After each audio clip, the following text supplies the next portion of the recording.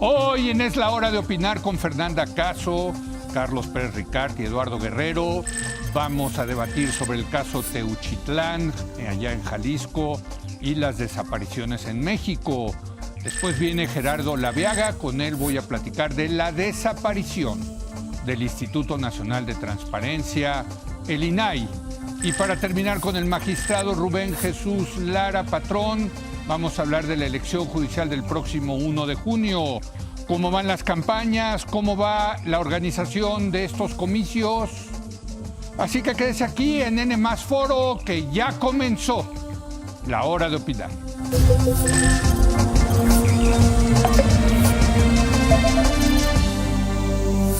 Muy buenas noches. La Fiscalía General de la República dio hoy un informe sobre lo ocurrido en el rancho Izaguirre por el caso de Teuchitlán, allá en Jalisco. El fiscal Alejandro Gertz Manero explicó que el gobierno de aquel estado fue omiso y aún no cuenta con un dictamen que indique qué fue lo que ocurrió con los restos humanos hallados en este centro de entrenamiento del crimen.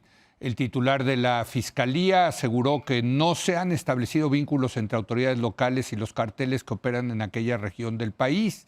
Y para hablar del caso Teuchitlán y en general de este tema de los desaparecidos en México, saludo a Fernanda Caso. Fer, ¿cómo estás? Buenas noches. Muy buenas noches, Leo. Carlos Pérez Ricart. Buenas noches. Buenas noches. Y en esta noche nos acompaña nuestro experto en materia de seguridad, Eduardo Guerrero. Eduardo, buenas noches. ¿Qué tal, Leo? Un placer. ¿Cómo viste, Carlos, las declaraciones del fiscal? Yo creo que no dijo nada nuevo, pero no sé qué opinas tú, ¿no? Queda de ver, definitivamente. No sé si Gertz Manero en específico, como individuo, pero sí el Estado mexicano en su conjunto en resolver el problema. Para comenzar, yo diría que vivimos en dos tensiones. El Estado mexicano vive en dos tensiones. La primera tiene que ver con lo que corresponde a la Federación y lo que responde al Estado. Siempre ante este tipo de situaciones nos preguntamos quién es el verdadero responsable, se lanzan la bolita unos a otros y desde mi punto de vista este federalismo anquilosado en donde nadie se hace responsable de nada nos va a perseguir hasta que no reflexionemos realmente sobre esto y resolvamos ese problema. Porque queremos resolver un fenómeno del 2025 con la arquitectura que decidimos tener en 1857, en esa Constitución. A mí me parece que esa tensión se ve en este caso en particular y en todo lo que tiene que ver con crimen organizado. Y la segunda tensión que me parece que también es importante mencionar acá es lo que corresponde a las fiscalías y lo que corresponde a los mecanismos extraordinarios que hemos formado para resolver esos problemas. Por ejemplo, las comisiones de víctimas y las comisiones de búsqueda.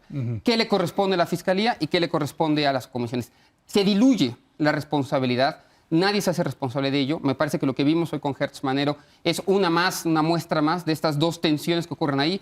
Las fiscalías no se hacen responsables frente a temas como lo que está pasando en Jalisco, pero en general en todo el país. Entonces, más que enfocarnos en este caso, a mí sí me gustaría que ya tuviéramos una discusión real de cómo vamos a resolver este tipo de situaciones cuando tendemos que se diluye completamente la responsabilidad en los diferentes órdenes del Estado, y eso no le importa a la población. La población quiere saber realmente que se resuelve el problema y no a quién le corresponde. Totalmente. Yo creo que eso lo vimos hoy. Eduardo, tú nos has acompañado los 15 años de Es la Hora de Opinar en el tema de seguridad. Hemos hablado contigo de muchos temas, incluyendo los desaparecidos, desde luego. Esto de Teuchitlán, este rancho Izaguirre, ¿es algo nuevo, es algo viejo? ¿Qué es diferente en todo caso? ¿Qué nos dirías? Y desde luego comentar lo que dijo Carlos. Sí, mira, no es para nada algo nuevo. Estos campos, tanto de entrenamiento como de exterminio, existen desde 2010, 2011 en Coahuila, en Tamaulipas. Se detectaron los primeros, los Zetas eran muy asiduos a este tipo de cosas. En el caso de Teuchitlán, el rancho se construyó en 2019. Si vamos a Google Maps y hacemos la revisión por año, vemos que 2019 es cuando aparece el rancho en esa zona. Y en ese mismo 2019 es cuando se da a conocer, bueno, cuando lo asegura la Guardia Nacional. La primera vez, ¿no? Que lo asegura. Así es. Ahora, el problema con esto, Leo, es que aseguran las cosas, medio quieren delegar en la autoridad estatal su resguardo, pero la autoridad estatal y municipal está completamente rebasada, porque lugares como estos hay cientos en el país. Sí. Entonces no hay manera de que ¿Cientos? permanezcan ahí. ¿Cientos? Sí, fácil. Sí. Sí, Leo. Sí. No, pues ahí solamente en Jalisco, yo creo que fácil en Jalisco se rebasan los 100, fácil. Alguien sí, de la fácil. Fiscalía de Jalisco dijo que tenían 150 lugares que resguardar y que por supuesto no tenían las capacidades ni el personal simplemente para resguardar Así este es. tipo de situaciones. Así es. Ahora, el problema en Jalisco, Leo, es que pues ahí tienen al monstruo. O sea, los headquarters de Cártel Jalisco están en Vallarta y en el estado no se mueve la hoja de un árbol sin que se entere Cártel Jalisco. Tienen un control férreo, están completamente penetrados los gobiernos municipales. Mataron a un exgobernador porque se atrevió a ir con liderazgos sociales de Puerto Vallarta a hacer algo de grilla. Con por toda encargo impunidad, del por cierto. exgobernador. Así es, Aristóteles, nunca pasó ¿no? nada. Aristóteles Sandoval. Sí. Yo lo conocí muy bien, Sí. un gobernador en su momento muy responsable y con una convicción muy clara de pelear contra el crimen organizado. En ese momento, el exgobernador, el anterior gobernador de Jalisco, como que suelta el tema, creo que le dio miedo. ¿Enrique Alfaro? ¿Dices? Enrique Alfaro. Enrique Alfaro. Suelta el tema y se dedica más a combatir la delincuencia callejera, donde los índices de Jalisco bajan, pero deja completamente, es omiso, diría yo, en el tema de crimen organizado, y tenemos una expansión y una penetración institucional terrible en Jalisco por Cártel Jalisco. Y ahora el nuevo gobernador pues llega en un terreno minado, muy peligroso, lidiando ahí con la organización más violenta del país, más poderosa, que se dan el lujo, Leo, además. Yo sí pienso que es un video real, auténtico. Sí. Se ponen en El un que- el papel de ayer, casi de ¿verdad? autoridad, Sí. a regañar a las madres buscadoras, a estos grupos de buscadores. medios. Por el atrevimiento de insinuar que ahí estaban cremando cuerpos y reclutando personas, ¿no? Y claramente en una posición muy amenazante, mostrando las armas que tienen de última generación y con un tono, pues ya de autoridad, como si ellos fueran los que mandan en la zona, ¿no? Lenguaje sofisticado.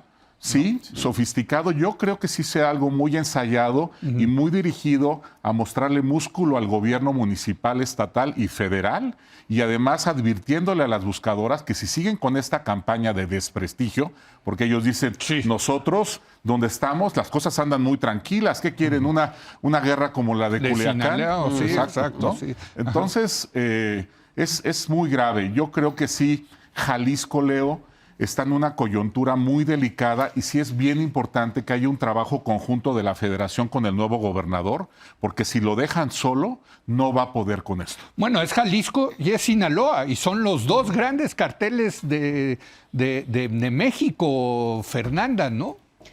Y digamos, todo esto que se está analizando hoy a posteriori parte un poco de la idea de que las autoridades están rebasadas, que sí, que es cierto, que las autoridades no pueden hacer más o que son negligentes. Pero a mí simplemente el listado que se leyó en la mañana por parte de la Fiscalía me parece que revela mucho más, ¿no?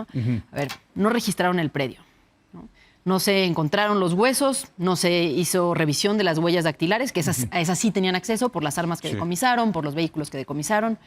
No se hizo una revisión exhaustiva de lo que había, no se evaluó si los hornos pudieran ser crematorios o no, no se evaluaron las prendas que había ahí para evaluar si eran posibles víctimas o si eran miembros del crimen organizado, que ya se dijo, algunas de las identificaciones que se encontraron corresponden a personas que después fueron detenidas en otros lugares, así que pudiera ser que se tratara de miembros del crimen organizado. No se hizo, no se interrogó al alcalde ni a las personas cercanas al predio de manera inmediata. Los automóviles. Los se robaron. automóviles, Sí. de los 10, me parece que habían detenido, 3 se los robaron. Es decir, estuvo todo mal. A un punto en el que me parece que va más allá de la exigencia de pedir, oye, mándenos el dictamen completo porque hicieron mal su tarea.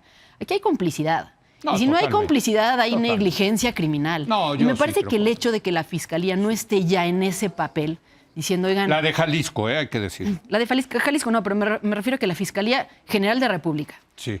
se limite a pedir, oigan, mándenos la información completa, pues ya también hay una omisión ahí. No También puede es ser nada más. Hoy nos estamos dando cuenta de todo esto que se hizo mal, que revela evidentemente una complicidad. Ahora, lo único que les pido es que me manden la tarea completa, que sí hagan la evaluación de las huellas. No, a ver, perdón, pero alguien dio la instrucción de que todo esto se encubriera.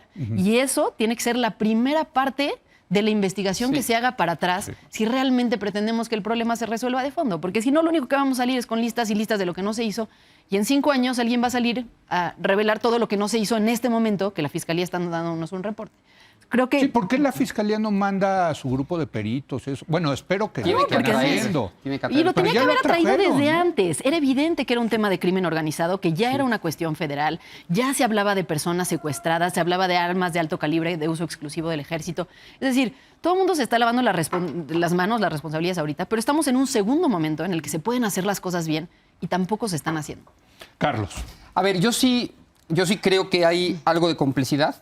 Creo que hay mucho de negligencia, pero también creo que hay una incapacidad real hoy del Estado mexicano. Ya hablaba antes del federalismo, que me importa mucho, para mí es fundamental. También pienso que tener 2.500 municipios y evitar la cooptación del orden municipal es imposible. También pienso que si no invertimos en fiscalías, en jueces, tenemos 4 jueces por cada 100,000 habitantes en México. Sí. Tendríamos que tener 18 jueces por cada 100,000 habitantes. Tenemos un policía por cada 1,000 habitantes. Tendríamos que tener al menos 2 o 3. Tenemos 1. Es decir, si hay una incapacidad propia, y me parece la mejor justificación, la única justificación, o para tomar deuda, o para hacer una reforma fiscal, en torno a esto, ante resolver el problema de la seguridad y Sí, justicia. meterle 4 o 5 puntos del PIB a esto. Por una vez, porque es más lo que perdemos y hemos perdido a lo largo de los últimos 15 años. Es decir, sí creo también el relato de la complicidad y el relato de la negligencia, pero sobre todo no tenemos las herramientas. El número, yo lo he dicho muchas veces en esta mesa, el número de policías estatales y municipales que tenemos es el mismo que teníamos hace 10 años. A pesar de que la población sigue creciendo y que el problema criminal que tenemos hoy es mucho más grande que el que teníamos hace 10 años. No los federales y la Guardia Nacional. Pues que ha cambiado también. Y también si seguimos cambiando cada 6 años la forma en la que se distribuye eso, estamos cometiendo los mismos errores. Es decir, el Estado mexicano tiene que hacerse cargo que no tiene esas capacidades y realmente, más que intentar resolver con parches, que si la comisión de búsqueda, que si la comisión de víctimas, vamos a invertir de verdad por una vez por todas y resolver esta maldita situación que además nos hace perder dinero como Estado, como país. Entonces, yo sí me creo ese relato, pero me creo más el relato de la incapacidad del que por Estado. cierto, Carlos, es lo que hicieron en Coahuila y le dieron la vuelta. Y le dieron la vuelta también con una grave situación de gobernanza criminal, pero sí, eso es un caso de éxito. No, podría porque decir estaba hablando Sí. precisamente, Eduardo, de cómo penetró los Zetas Coahuila. Y hoy Coahuila es uno de los estados más Pero eso no quiere decir pacíficos que no siga existiendo crimen organizado hoy, simplemente que no se manifiesta de forma violenta. Quiero decir una cosa más con respecto a esto. Sí. Yo pienso que en la izquierda, mira lo que voy a plantear acá, fuimos muy injustos al decir los muertos de Calderón. Sí. Es decir, estos corresponden a Calderón y no aceptar que era un fenómeno criminal mucho más complejo. Como creo que se es injusto y decir los muertos de López Obrador o de Claudia Sí. Sheinbaum. Porque lo que demuestra el caso de Jalisco, que lleva 10 años gobernado por MC, es que no es un problema de gobierno, ¿no? O Sí. no es un problema del de este Estado, partido. es del Estado. Sí. Todos los partidos y todos los gobiernos, todos estamos en la misma situación, es el mismo problema. Entonces sí es un problema de Estado, ya no de que este gobierno malo o peor. Hay diferencias, evidentemente. Pero si PRI, PAN, PRD, Morena, todos pasaron por la misma situación y todos están ahí en el limbo, es porque hay un problema estructural. Totalmente. No es un problema de administración. Y además ahora los muertos de Calderón, Peña o López Obrador, hay que decir los desaparecidos de Calderón, Peña y López Obrador, ¿no? Porque es también parte del debate de cómo sí han bajado los homicidios, pero han subido las desapariciones. Los reportes ¿no? de desapariciones. Sí, por eso. Que es diferente. Bueno, pero algo te dice, ¿no, Eduardo? Mira, tenemos que avanzar en 2 rutas. La que plantea Carlos es la ruta del largo plazo, de fortalecimiento institucional. Sí. Es ineludible, es indispensable. Pero también hay una ruta del corto plazo, donde obviamente las autoridades actuales tienen que sortear con mediano éxito lo que está sucediendo, porque los muertos son ahorita. Sí. No nos podemos esperar, ¿no? Sí. A que haya una nueva Fiscalía General de la República, que por cierto, las reformas que se le han hecho recientemente no me parece que sean de fondo. Yo no veo la nueva faceta No. y las nuevas capacidades La verdad, de procuración de justicia a nivel federal. Sí. Igual a nivel estatal, pues mira, yo veo al mismo equipo que estuvo con Alfaro, lo veo ahora. Están conectados. Es un equipo que no dio resultados en materia de crimen organizado. ¿Cambió el fiscal no sé con por el qué. gobierno? Sí cambió el fiscal, pero Ok. siguen teniendo nexos entre ellos muy cercanos. Es gente que se conoce de hace muchos años y hacen como equipo, ¿no? Ok. Entonces, yo creo que ahí habría que hacer un análisis y el gobernador lo tiene que hacer, el nuevo gobernador Lemus, de la pertinencia de ese nuevo equipo que trajo. Pero algo fundamental, Leo, es que ha sucedido con los gobiernos de oposición estatales. Creo que el caso más evidente es el de Chihuahua con Javier Corral, que después se pasó a Morena, pero que era panista, y luego con Maru Campos, que ahí hay un tema partidista que genera mala comunicación, mala coordinación, y estos gobiernos terminan estando medio aislados, medios peleados con la federación, y no fluye el apoyo. Lo mismo pasó también con el anterior gobernador, no sé por qué no puedo retener su nombre, Sí. Alfaro, que también terminó peleándose. Yo sí sé por qué. Va a ser director técnico de las Chivas. De ser muy cercano a López Obrador, terminaron muy enemistados. Y eso también fue parte del problema que enfrentó Alfaro. Yo creo que hubo un asunto personal de él para protegerse, pero también creo que no tuvo tampoco todo el apoyo de la federación, ¿no? Y aquí sí hay que hacer fuertes a los gobernadores cuando enfrentan un desafío de este tamaño, Leo. En Guanajuato está pasando eso, ¿no? Sí, exacto, ¿no? En Guanajuato tenemos ya al Estado todavía con más violencia de como la dejó el anterior gobernador. Pero a pesar siguen de que peleándose, ya, ¿no? Pues sí, mira, no veo que se estén peleando, pero no veo como una muestra de apoyo de la federación a la gobernadora Livia Denis. Sí. Y mira, Salamanca, Irapuato, Celaya, León ya estaban incendiados. Ahora San Miguel de Allende, Leo. Donde viven los San Miguel gringos. de Allende ya se está incendiando. Wow. Solo León. faltaría después Guanajuato. Sí. Es muy triste el caso de Guanajuato también y muy preocupante. Pero es que los incendios están por todos lados. Y un caso donde hubo Impresionante. continuidad 17 años con el mismo fiscal. O sea, Exacto. ahí sí Que- tuviste mismo sí. partido, continuidad, Exacto, infraestructura y toma. Híjole. Que Yo me- nos estamos deprimiendo mucho. estamos Bueno, es deprimiendo que el mucho, pero- tema... Sí, es terrible. Bueno, además, llevamos 15 años deprimiéndonos también, no hay que decirlo, ¿no? Hay que decirlo, pero sí creo que el nivel de violencia va escalando. Al menos el que se revela. Al Pues que el gobierno tenemos dice lo acceso, contrario. al que- Fer. A ver, pero finalmente todos hemos sido testigos del crecimiento, de cómo se ha ido industrializando la máquina criminal, la máquina de muerte en el país. Y cada vez son más grandes, cada vez las cifras son más altas, cada vez las masacres son de más personas. O sea, sí hay una escalada real en el nivel de violencia que parte desde el nivel de las armas que tienen los grupos criminales. O sea, todo ha estado creciendo, menos las capacidades del Estado. Y ahí es en donde yo dudo un poco que sea únicamente un asunto de, híjole, es que no tengo las herramientas. Yo tampoco los veo pidiéndolas con esa contundencia. No veo que estén haciendo una reorganización de su presupuesto local que vaya a la medida de las necesidades. No veo que el gobierno de Jalisco o el de Guanajuato o el de Guerrero estén asumiendo esta responsabilidad Muy buen punto. como requiere. Yo veo que los presupuestos cada año siguen Pues más es que o menos prefieren igual. lavarse las manos, Y prefieren no hablar de eso, porque ya vieron que políticamente no da. Si hablas del tema de seguridad, te va a afectar a ti, entonces mejor hacemos como que no existe. Y no se ve cada año en la discusión del presupuesto a los gobernadores haciendo un desplegado de, oigan, o cambiamos esta dinámica o no se puede. Entonces, yo creo que parte Perdón más de que un tema de interrumpa ahí, voluntad. pero hay un tema también muy emocional. Tienen mucho miedo. Los gobernadores y los alcaldes están aterrados, Leo, de accionar algo contra el crimen porque sienten que los pueden matar a ellos y a sus familiares. Y es Perdón, real, perdóname. porque además de hecho sí los pueden matar a Sí, ellos y a claro, sus no, familias claro. y pasa, ¿no? O sea, lo hemos visto en los últimos años y eso parte también de hacer pues estrategias mucho más complejas, mucho más completas, pues para darles la protección, para que si un alcalde siente miedo, sepa a dónde puede acudir y que realmente se aseguren de que no le va a pasar nada ni a él a su familia, que hoy es algo que el Estado mexicano no puede garantizar. Por cierto, aquí quiero traer a colación, recordar que el hoy secretario de Seguridad Pública, Omar García Harfuch, lo trató de asesinar el cártel Jalisco claro. Nueva Así es. Generación en pleno Reforma en las lomas de Chapultepec. ¿Y cómo? Con No, unas bueno, y se bazucas salvó realmente de milagro. De milagro. De milagro. ¿Por qué? Porque son tipos que sí le entra esto. Y como dice Eduardo, pues cuando ves esas cosas. No, y se dices, vio "Hijo, obligado a mano". vivir en su oficina durante meses, o sea... No, tuvo y que entiendo cambiar. que todavía tiene las secuelas pues, de que te trataron de matar de esa manera, ¿no? Claro. Carlos. Sí, definitivamente. Ahora, yo sí quiero destacar, porque creo que hay que hacerlo, la respuesta del gobierno federal y Sí. al menos el documento que produce el gobierno federal el lunes. Ya en para torno a los desaparecidos en particular, sí. Yo para el programa de hoy me di a la tarea de leer la propuesta de campaña de Claudia Sheinbaum que se llama 100 pasos para la transformación, publicado hace un año, 380 páginas. Una vez está la palabra desaparecidos y está entrecomillado.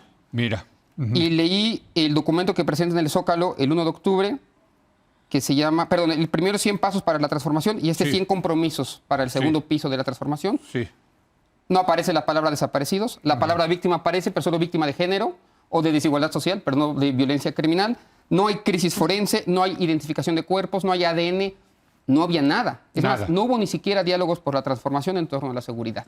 Interesante. Desapareció del discurso político y en los últimos 4 meses tampoco la presidenta se refirió casi nada al tema de los desaparecidos. O sea, el documento del lunes es importante porque es verdad que no hay una crítica a la administración anterior, no existe eso, dice, en el marco del humanismo mexicano vamos a resolver, pero sí hay acciones muy puntuales, que podríamos después hablar de ellas, que me parece que son muy importantes, pero más allá de ellos, el reconocimiento del gobierno federal de que hay un problema y de que se tiene que atender y que es urgente hacerlo, me parece es prioridad. que hay que aplaudir y que es prioridad. Es prioridad. En lo técnico y en lo discursivo, vamos a ver si en lo presupuestal, mañana jueves con las reformas que van al Poder Legislativo y con el presupuesto del siguiente año. A ver si es prioritario en términos presupuestarios, pero por primera vez, y era una crítica que le habíamos hecho aquí a Claudia Sheinbaum, no estaba el tema, qué bueno que ya va a estar, y ojalá lo acompañe en pesos y centavos. Sí hay un cambio, ¿no? Sí se ve un cambio, por lo menos discursivamente, aunque muchas de las medidas anunciadas por la presidenta son viejas ideas recicladas, Eduardo. Así es. Tuvieron que aparecer fotos de cientos de pares de zapatos, de prendas, de libretas personales, para que un poco remover la conciencia de la opinión pública y que los medios le dieran el espacio que merece a este asunto, que ha escalado muchísimo en el último año y medio, 2 años, ¿no? Entonces, muchas de las ideas nuevas que están colocando en realidad ya están plasmadas en la vieja ley de desapariciones, que está completamente olvidada. En esa ley aparecen muchos de los asuntos que ahorita se están proponiendo como nuevos. Yo creo que sí es un tema que merece esta atención de urgencia. La zona metropolitana de Guadalajara es ahorita la que registra más desapariciones en todo el país. Son mujeres jóvenes, ya sabemos, podemos perfectamente bien inferir el destino que tienen estas mujeres, muchas de ellas, mercados de trata sexual. Luego los jóvenes que se van a engrosar las filas del sicariato y los custodios de las casas de seguridad. Y luego mucha otra cosa que está saliendo ahorita de gente enemiga de las autoridades o desechables que también por encargo los alcaldes le mandaban al rancho para que fueran asesinados, ¿no? De hecho, leo ayer que escuchaba a Indira Navarro, una de las buscadoras, y que comentaba un testimonio en donde platica, que yo no lo creía, Leo, al principio, que lanzaban a jóvenes ya muy mal heridos o en mala situación a un como especie de corral con cerdos, y estos cerdos los devoraban. Entonces chequé este tema y efectivamente era una práctica común con las mafias italianas de lanzar a la gente a los puercos y de los hecho puercos que se acaban comen todo. con todo, exacto. Todo, hasta los huesos. Menos el cabello y la dentadura, pero todo lo demás se lo comen. Entonces es realmente, no podemos tener esto en México y sí merece la máxima prioridad. Ojalá esto le dé un empujón al tema, porque además sí es un tema que ahorita está creciendo enormemente, ¿no? Totalmente. Yo también celebro el cambio de la administración de Claudia Sheinbaum, aunque Fernanda también acompañado del victimismo de Morena y de la Cuarta Transformación. No hay una campaña de la oposición en nuestra contra. ¿Cuál oposición, por favor, hombre? Digo, en serio, ya ni la portada hoy de La Jornada es de risa loca, por favor, ¿no? O sea, en serio, que es un poco para sacudir el bulto y decir, es que la oposición está criticándonos. Ay, pobrecitos, ¿no? Como si no tuvieran todo el poder. En fin. Tienen todo el poder, pero además es de una insensibilidad brutal cuando estamos viendo este nivel de violencia, salir a decir que el problema está en que te ataquen unos bots. O sea, me parece como absolutamente absurdo, ¿no? Como que eso sea la discusión y siquiera que se mencione, ¿no? O sea, es de una frivolidad escandalosa.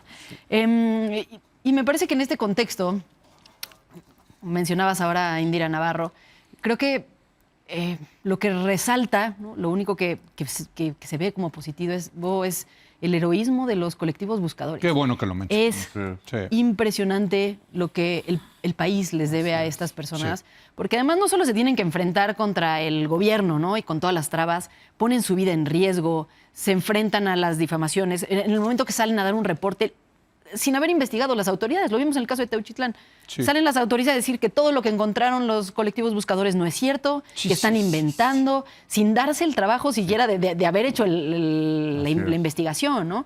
Y creo que en esto, pues sí es un trabajo que llevan haciendo desde hace décadas. Brigadas que salen hasta 3 veces por semana y que se han convertido en los grandes forenses de este país. Hoy saben de identificación de cuerpos, saben leer la tierra, saben cómo ver un espacio que ya fue removido, cómo quedan los montones de tierra después, las grietas.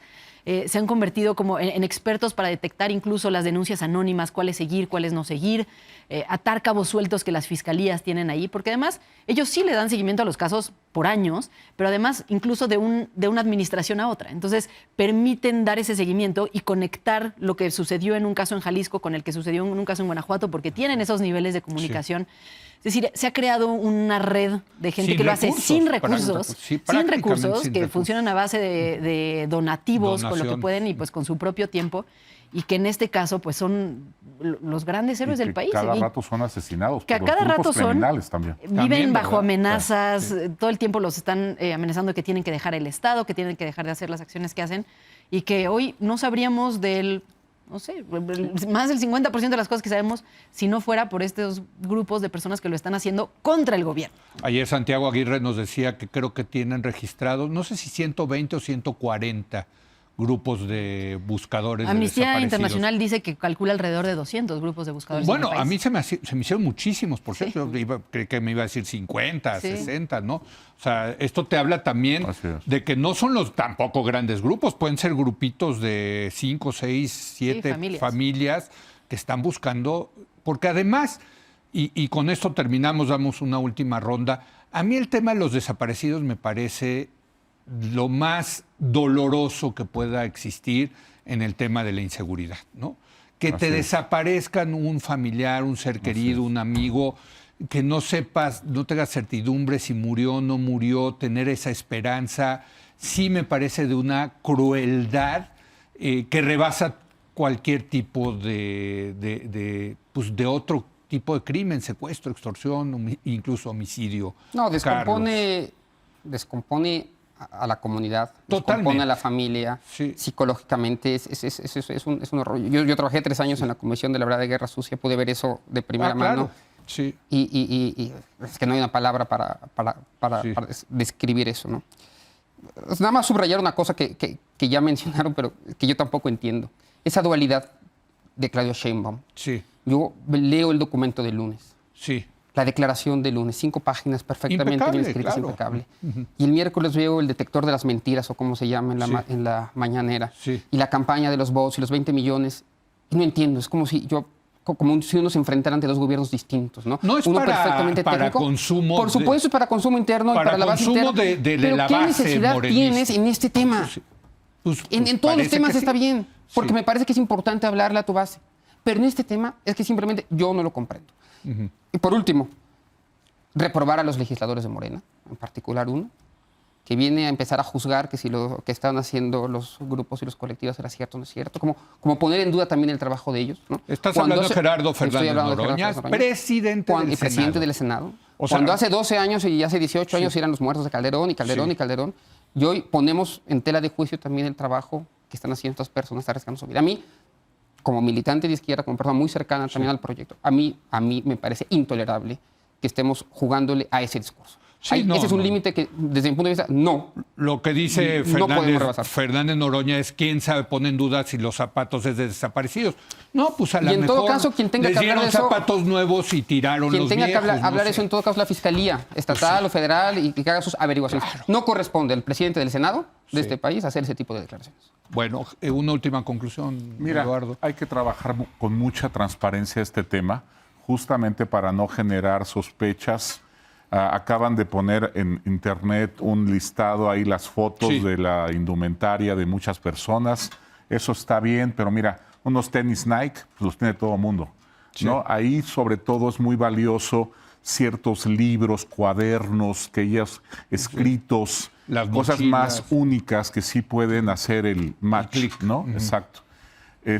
También un poco reconocer que esto sucede en una coyuntura en donde yo veo al gobierno federal, especialmente la Secretaría de Seguridad, completamente también copada con las crisis regionales de También, violencia claro. que mencionaba Andrea, Sinaloa, Tabasco, en fin, Guanajuato, que sigue empeorando, y otras más, ¿no? Entonces, realmente sí necesitamos aquí apoyo externo. Yo he estado defendiendo la idea de Estados Unidos, Canadá. Ahorita creo que no es la coyuntura favorable, pero yo creo que eso merecería, el tema de los desaparecidos también, buscar apoyo internacional en Sudamérica, en Europa. Yo también veo a estos colectivos también muy rebasados y sin recursos, ¿no? Ya está la promesa de que les van a soltar más dinero, pero va a seguir siendo muy insuficiente, Leo. Muy bien. Fernanda, una última conclusión. Bueno, creo que además todo este escenario revela el problema que hay con las bases de datos de desaparecidos. Lo platicaba Sí. con Carlos hace un momento. Pues todos los huecos que hay, ¿no? Luego no se sabe si la persona regresó o no regresó. Esa información que el gobierno debería de tener. Es decir, no parece que esté siendo un problema al que se le esté dando un seguimiento puntual y metódico como el que debería, y simplemente se tiene ahí como una cifra que se anuncia cada mes y que pareciera que es menos grave que los homicidios, y por eso tal vez no se le presta la atención, pero que casos como el de Teuchitlán muestran no solo que es igual de grave, sino que pudiera ser muchas veces más grave que la cifra de homicidios que vemos. No, bueno, yo lo he venido comentando a mí. Digo, llevamos 15 años. ¿Cuántos años llevamos con la maldita base de datos de ADN? Y no se crea, hace. No se crea. No y, se y la crea. promesa y la promesa. Y la Y promesa. además es un arma fundamental para aparecer desaparecidos, ¿no? Pues el centro estaba creándose en Morelos, el Centro de Identificación Humana. Lo pararon hace 2 años cuando se fue Carla. ¿Quién sabe qué pasó con ello? ¿Quién sabe qué pasó con esos recursos? Aparece otra vez el lunes en el documento que saca la Fiscalía. Así es, otra vez empezar desde cero, que si el ADN, en fin. Pues gracias, Fer, gracias, Carlos. Gracias. Gracias, Eduardo, Encantado, que hayas encantado. venido a esta Qué mesa. gusto Bienvenidos a compartir con ustedes. Gracias. Encantado. Y voy a platicar con Gerardo Laviaga porque está desapareciendo esta semana ya el Instituto Nacional de Acceso a la Información. ¿Cuáles son las consecuencias, las implicaciones de esto? Regresamos.